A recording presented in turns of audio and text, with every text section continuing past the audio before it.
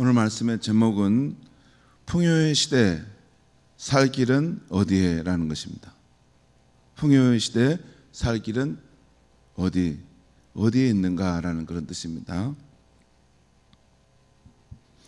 오늘 말씀은 이스라엘이 하나님의 축복으로 풍요의 시대를 맞이하자 오히려 하나님을 경홀히 여기고 죄악의 길로 갔다는 것입니다.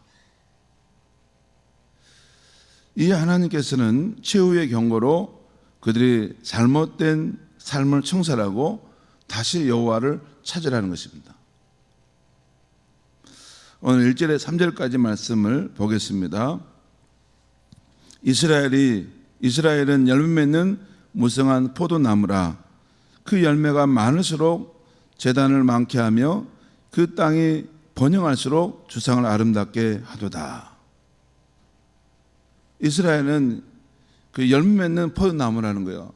많은 열매를 맺는 포도나무인데 참으로 이 아이러니한 것은 그 열매가 많을수록 하나님이 주신 축복으로 그 열매가 많을수록 이방 제단을 더 많이 세우고 그 땅이 번영할수록 이방 주상을 더 아름답게 가꾼다는 것이에요. 이상하죠? 이게 하나님 주신 축복으로 그 땅의 풍요와 번영을 누렸는데 하나님께 감사와 경배를 드린 게 아니고 이방 제단을 더 많이 쌓고 또 이방의 우상들을 더 많이 만들어낸다는 것이에요. 참 아이러니합니다. 이상하죠? 2절 보겠습니다. 그들이 두 마음을 품었으니 이제 벌을 받을 것이라. 하나님이 그 제단을 쳐서 깨뜨리시며 그 주상을 허시리로다. 하나님 보시기에 그 행동은 악한 행동이라는 것을 여기셨기에 그들을 심판하신다는 것입니다. 뭘 심판하시냐면 그들이 풍요와 번영으로 인해서 얻은 것을 가지고 이방 제단을 더 많이 만들고 다른 신을 섬기는 것을 더 많이 아름답게 가꾸는 것을 다 무너뜨리겠다는 것입니다. 3절 말씀 보겠습니다. 그들이 이제 이르기를 우리가 여호와를 두려워하지 아니하므로 우리에게 왕이 없거니와 왕이 우리를 위하여 무엇을 하려 하리로다. 참 놀라운 말이죠. 물질적인 풍요와 번영으로 인해서 그들이 어떤 생각을 하냐면 이제 우리가 여호와를 더 이상 두려워할 필요 없다. 그분이 우리의 왕일 필요도 없다. 우리 스스로 우리는 잘하니까 부족함이 없다. 그 말 아닙니까? 그 말이에요. 우리가 여호와를 두려워할 것이 없다. 이제 경외할 것이 필요 없다. 우리에게는 왕도 필요 없다. 우리가 이미 부유하고 넉넉하고 부족함이 없는데 누가 우리를 도와줄 필요가 있느냐 그 말입니다. 여러분 그 어떤 풍요와 번영이 가지고 있는 그 아이러니가 그렇습니다. 궁핍할 때 하나님 앞에 엎드려서 그를 도와달라고 해서 그 풍요와 번영을 가져다 주면 그러면 꼭 아이러니하게도 하나님께 감사하고 영광을 돌린 게 아니라 내 힘과 내 노력으로 그것을 이루었다라고 그런 생각을 하면서 하나님 섬기기를 이렇게 별거 아닌 것처럼 버려버린다는 것입니다. 차라리 가난했을 때, 차라리 병들었을 때 오히려 그 영혼이 더 깨끗하고 복연한 모습으로 하나님을 섬겼는데 이게 하나님께서 이 풍요와 번영을 줄 때 고민하는 부분이 이 부분입니다. 진짜 고민하는 부분이 그 부분이에요. 저 백성을 내가 사랑하는데 저걸 감당할 수 있을까? 하나님은 무엇이 부족하겠습니까? 하나님은 모든 것을 가진 분으로 우리에게 다 줄 수 있는 분인데 풍요와 번영을 줌으로 오히려 그 인생이 저주의 삶이 될 수 있기 때문에 그걸 절제하면서 그 감당할 만한 사람을 찾아주시는 것입니다. 그래서 우리가 왜 하나님 내게 풍요와 번영을 주지 않습니까? 그렇게 말할 것만 아닙니다. 하나님이 내게 어떤 그런 풍요와 축복을 주셔도 잘 감당해낼 수 있겠는가? 그것을 가지고 하나님을 영화롭게 하고 하나님 나라를 위해서 쓸 수 있겠는가? 그 삶의 태도, 마음가짐이 더 중요한 것입니다. 그것이 안 돼 있는 사람에게 주시면 그것이 결과가 뻔히 어떻게 될지 아는데 어떻게 줍니까?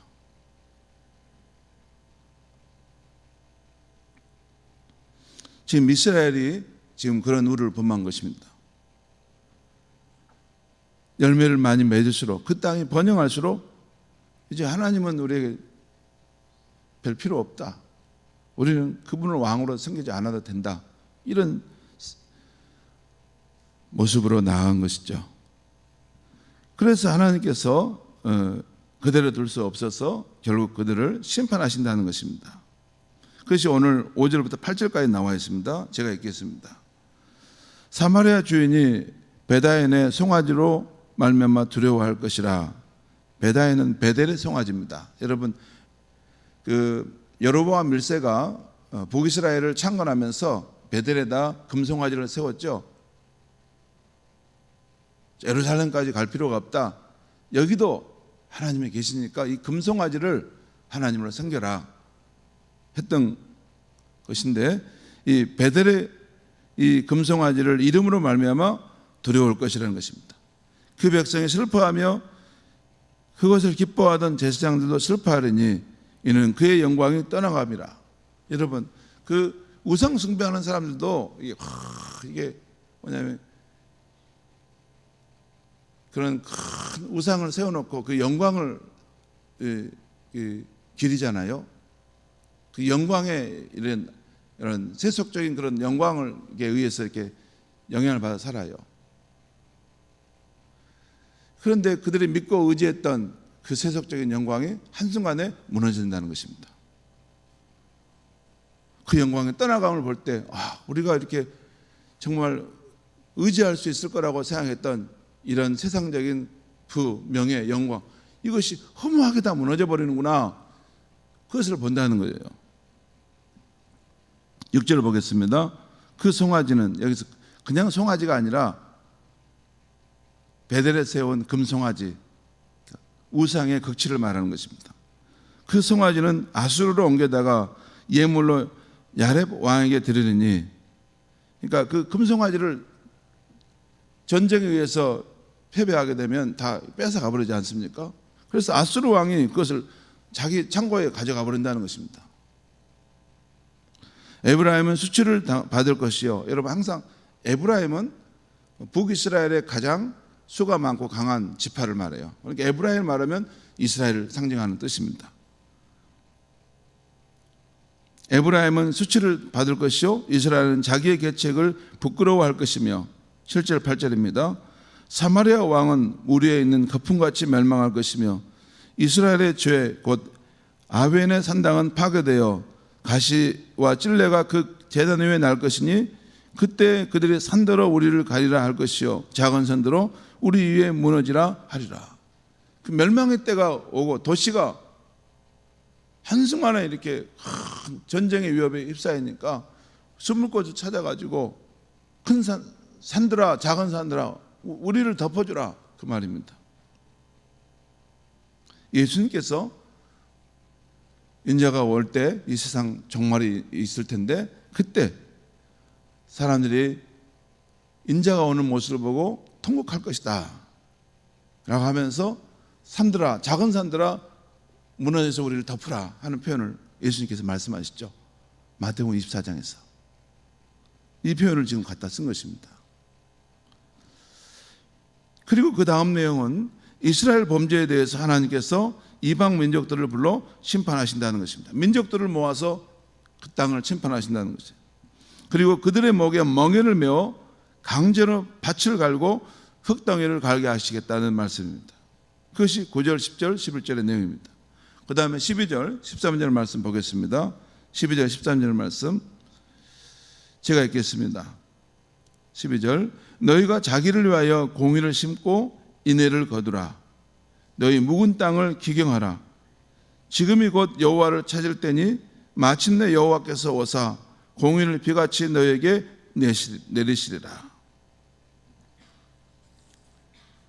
이 말씀은 지금 마지막 심판의 그 상황이 임박해 있는 상황에서 다시 한번 하나님께서 최후의 경고를 주신 것입니다. 너희가 너희 잘못된 삶을 돌이키라는 것이에요. 그래서 공의와 인애를 심고 거두라는 것입니다.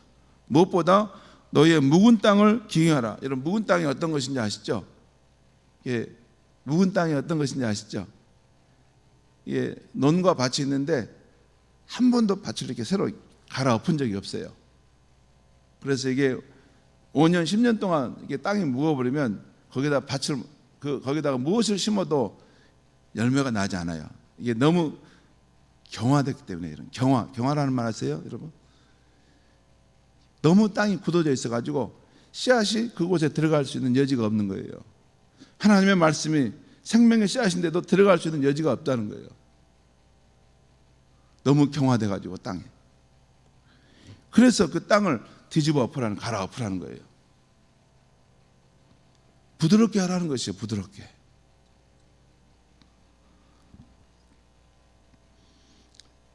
너희 묵은 땅을 기경하라. 그리고 여호와를 찾아라. 그러면 마침내 여호와께서 오사 공의의 빛처럼 너에게 내리시리라. 다시 너에게 살 길을 주신다는 말씀이죠. 자, 13절 말씀 보면 13절에 우리는 앞에 그러나라는 말이 들어가 있어요. 그러나 말이 들어갔는데 여기서 지금 생략됐다고 보면 됩니다. 그러나 너희는 악을 밭가라 죄를 거두고 거짓 열매를 먹었나니 이는 내가 내 길과 내 용사의 많음을 의뢰하였습니다. 하나님께서 최후의 경고를 했지만 그러나 결국 너희는 악으로 밭을 갈고 죄를 거두고 거짓 열매를 자라게 해서 먹었다는 것입니다. 상징적인 표현인데 그런 뜻입니다. 그리고 그 이유는 여기서 중요한 건 이는 내가 내 길과 내 용사의 많음을 의뢰하였습니다. 자신들이 하나님 말고 의지할 때가 있다는 거예요. 우리는 하나님 없어도 우리는 믿는 데가 있다는 거예요. 그게 뭐예요? 내 용사의 많음, 내 군대의 강함. 이것이 우리를 지켜준다라고 생각한다는 거예요.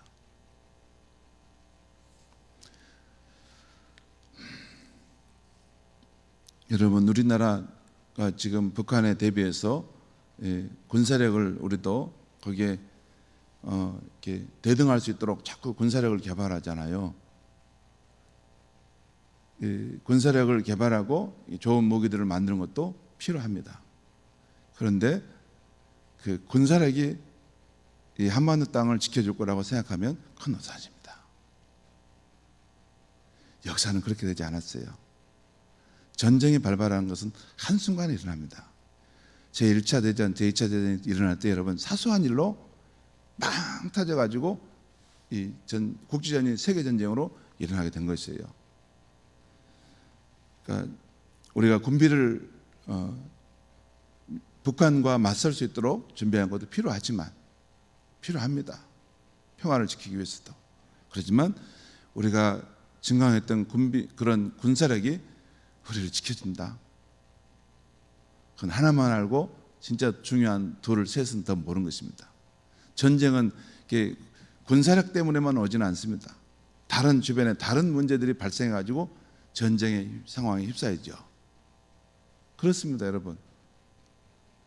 분쟁의 그 실타래는 사실 아주 생각지도 못한 사소한 것에서부터 일어난 것입니다.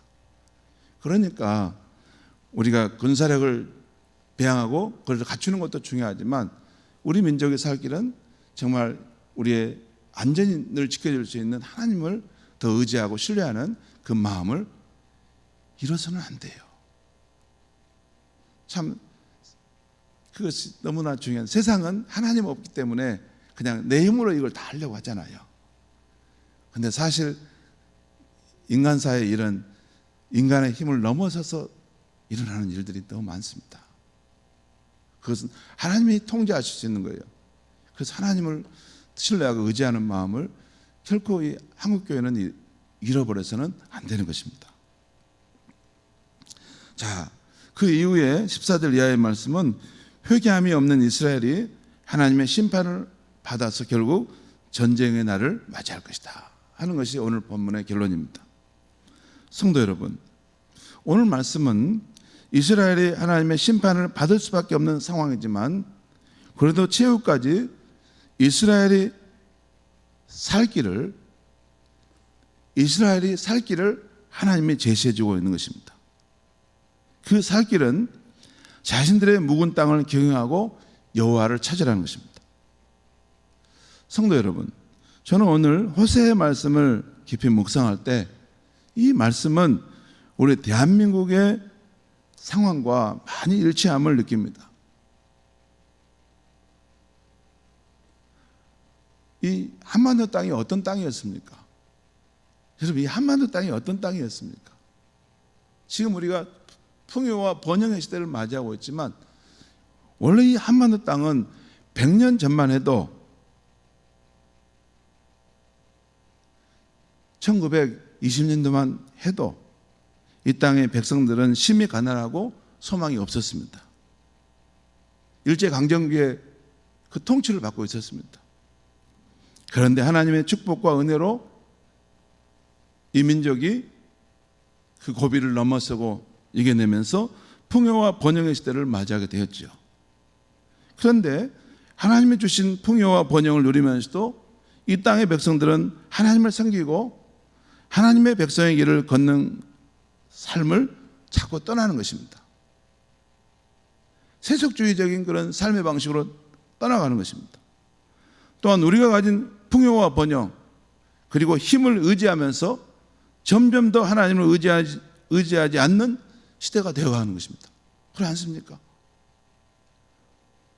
우리가 이미 가진 것이 많은데, 우리가 이미 가진 능력과 자원이 많은데 꼭 우리가 하나님을 믿어야 되는가? 이런 말을 안 해도 그 사는 모습을 보면 그렇게 살고 있습니다. 별로 하나님께 나와 기도할 일 없죠.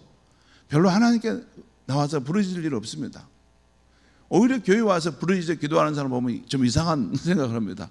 왜 하나님을 이렇게 힘들게 찾나?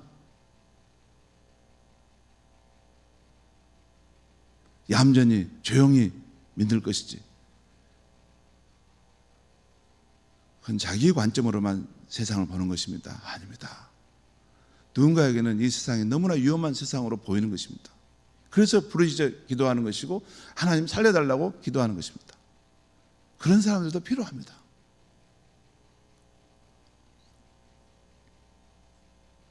이런 우리 대한민국이 살 길은 어디에 있을까요? 이 풍요와 번영의 시대, 이 대한민국의 살 길은 어디에 있을까요? 오늘 말씀대로 우리의 영적 토양이 묵은 땅이 되었다는 것을 깨닫고 그 땅을 경영해야 하는 것입니다.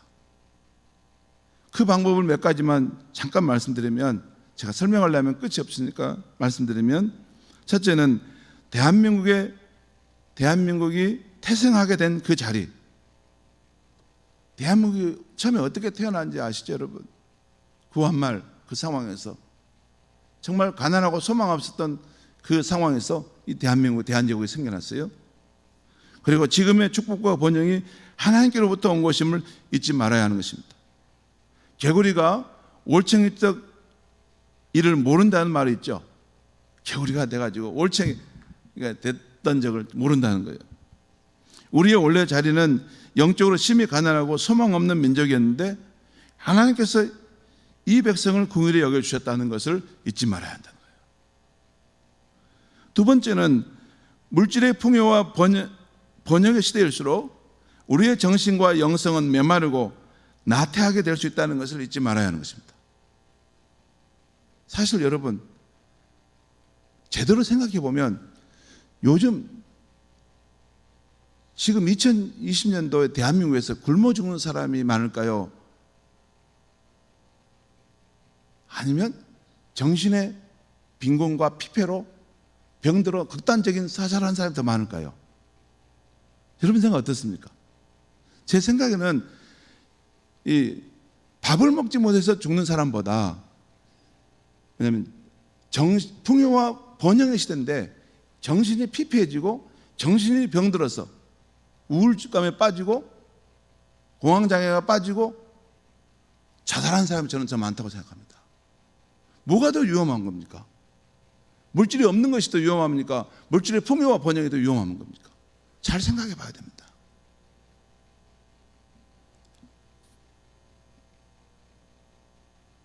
그래서 이 시대, 풍요와 번영의 시대에 건강한 영성을 추구하는 성도라면 늘 깨어 있어야 하는 것입니다. 깨어 있는데 이런 깨어 있으면 안 한다는 거예요. 첫째는 기본으로 돌아가려고 해야 한다는 거예요. 기본으로. 원복음으로 돌아가야 한다는 거예요. 지금은 복음이 너무나 많이 덧칠을 돼가지고 무엇이 진짜 복음인지를 모르는 시대로 돼가는 거예요. 여러분, 이번 주일 말씀에 제가 그 후에는 심판이 있으리니 라고 하는 복음의 핵심을 한번 말씀을 드린 것입니다. 그런 복음의 말씀들이 더 분명하게 선포될 필요가 있다는 거예요. 여러분, 우리가 그렇지 않은 이 세상이 영원한 세상이라고 말하지 않습니다. 이 세상은 지나가는 세상이고 우리가 하나님과 함께 있을 그 영원한 나라를 그곳을 늘 향해서 지향해 가는 것이 이 세상의 삶입니다. 그렇다고 해서 이 세상을 우리가 그냥 무관심으로 간다는 것이 아니에요. 이 세상을 하나님의 나라의 그 세상으로 변혁시켜가는 일을 하는데 그렇다 할지라도 이 세상이 우리의 생의 목표가 아니라는 것입니다. 우리는 하나님의 나라가 임하는 것을, 그 나라가 임하는 것을 우리 영혼 깊은 곳에서 사모하면서 이 현세의 삶을, 그 바닥을, 세상의 도시를 걷고 있는 것입니다. 그러려면 기본으로 돌아가고 원복음으로 돌아가고 교회는 그 복음으로 인해서 새롭게 되어야 된다는 것입니다. 두 번째, 주님과 나와의 1:1 관계가 더욱 돈독해져야 한다는 거예요. 6.25 시대 궁극적으로 주님과 나와의 관계, 아무도 내 신앙을 도와줄 수 없습니다. 주님과 나와의 관계를 내가 더 돈독하게 해야 되는 거예요. 그리고 세 번째는 이 세상 속에 이 회색의 도시 그 길을 우리가 걷고 있지만 이 시대의 세속주의적인 정신에 맞서서 싸워야 되고 그걸 거부해야 한다는 거예요. 우리의 영혼을 압도해오는 이 세속주의의 거대한 물결, 현실주의, 쾌락주의, 이기주의, 상대주의, 하나님 없다는 것을 주장하는 이 세속주의적 그래서 그것을 거부하면서 하나님이 말씀하시는 그 진리와 생명의 길을 따라가는 것, 그것이 이 풍요와 번영의 시대에 우리가 살 길인 것입니다. 교회가 살 길입니다. 교회가 이렇게 갈 수 있도록 돕는 것들이 교회 지도자의 자리인 것입니다. 그렇지 못하면 함께 이 세상과 함께 망하는 것입니다. 기도하겠습니다. 하나님 아버지, 우리가 사는 이 시대는 호세아 시대와 같이 물질의 풍요와 번영의 시대입니다. 모든 것이 부유하고 풍족하지만 또한 우리의 내면은 병들고 쇠락하고 또 하나님 없는 삶으로 삶의 무의미와 허무함 가운데 빠져가는 시대입니다. 하나님 아버지, 이 풍요와 번영의 시대에 살 길은 어디 있습니까? 하나님께 돌아가는 길인 줄 믿습니다. 우리 예수님의 복음으로 다시 돌아가는 길인 줄 믿습니다. 무엇보다도 주님과 함께 주님을 모시고 살겠다는 그 깊은 믿음으로 사는 길인 줄 믿습니다. 이 세속주의의 그 영성이 우리의 삶을 압도할 때 하나님의 진리의 말씀으로 성령 안에서 그것을 거부하고 생명의 길을 가고자 하는 결단적 마음이 있어야 되는 줄 믿습니다. 하나님 아버지, 이 한국교회를 불쌍히 여겨주시고 이 땅에 살아가는 크리스천들을 다시 한번 영적으로 깨워주시옵소서. 예수님의 이름으로 기도하옵나이다.